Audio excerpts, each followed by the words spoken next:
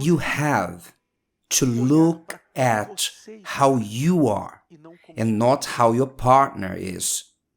Why do you have to do this?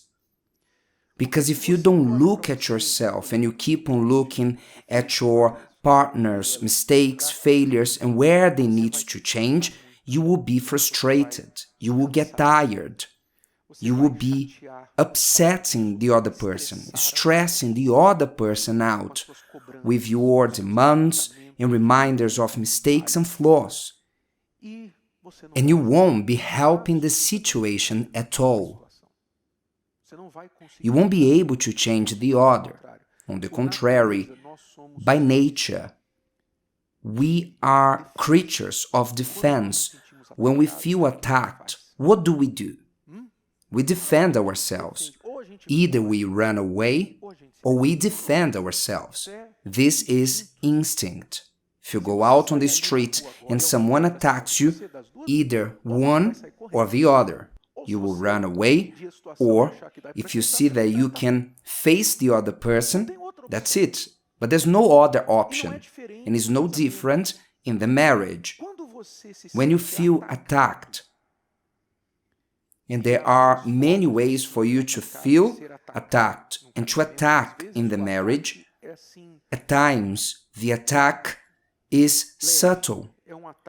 The attack is light, such as you are in your car with your wife or husband, and then you play a song that you like, and then the others say, I don't know how you enjoy this type of songs.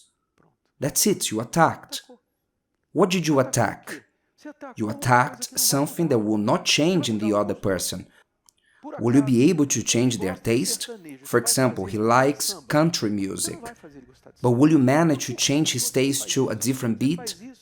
You won't, but you do that because you want to talk, but in the most, let me choose the best words here, for you to not feel attacked. The most ineffective way. It doesn't work. Sometimes you attack with your tastes or with something that they've done you didn't like, or on their way. Maybe you are very organized, perfectionist, you like things very clean, and you got married with someone that is the opposite of you. And you criticize, or vice versa. You criticize the person, you are this, you are that, because I like my things like that. You attack the person, and then what happens? I'm talking about light attacks. I'm not even talking about heavy attacks. When you start to say you are this, you are that, because your mom is this, and then you lower the level. When you go down this path, you start to harden the other person. The person becomes hard. They raise a wall to defend themselves, and they shut themselves behind it. Now there's a wall between the both of you, and you cannot walk through it. Many of you complain and say, my husband doesn't open up to me, my wife does not talk to me. When we start to speak, there's an argument. Why? Because of this wall. Because of the history of attacks between the both of you. This doesn't work. What does it work then? What it works is when you look at yourself. Look to your inside. For example, what is to look at myself? How do I look at myself? I need to realize if I'm well, if whether I'm well or not. How are my thoughts? Am I upset?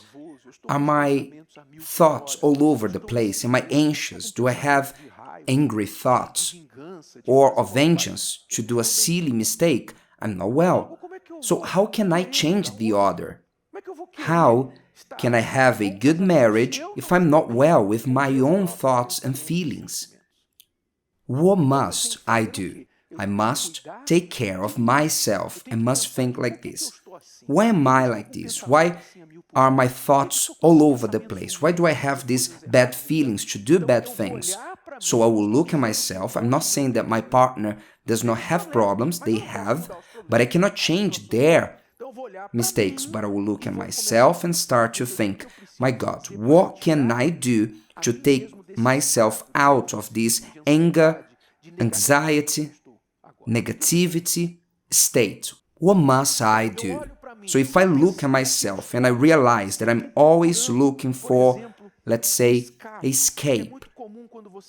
It's usual when you have a marital problem, as I said, the strategy, whether you go to the fight or you flight. So when there's no fight, you look for a escape, and usually it will be something that numbs you, that anesthetizes you, that isolates you to your own world from everything around you, that you don't need to deal with this. So what is this escape? It depends. It can be football with the friends, 1, 2, 3 times a week, because at least you are having fun in there, your wife is not complaining. It can be the mobile phone. You dip yourself into your mobile phone and you live an online life. It can be pornography. Oh, so as she doesn't want me, so I'll find a way to have fun. So you join pornography. It can be your mom's house. You don't go along with each other in your house, so I go to my mom's house because your mother is always waiting for you with arms wide open, with chocolate cake, with food that you like. How nice is that? I don't know what it can be, but you can be in this refuge that as long as you are there, it's a moment of refuge, of calmness, so to speak, for you to forget about the problems. But what is that doing to your marriage? It's killing it. Little by little, you're ignoring your partner, so you're ignoring the problem. You don't solve the problem, running away from it. So what you must do?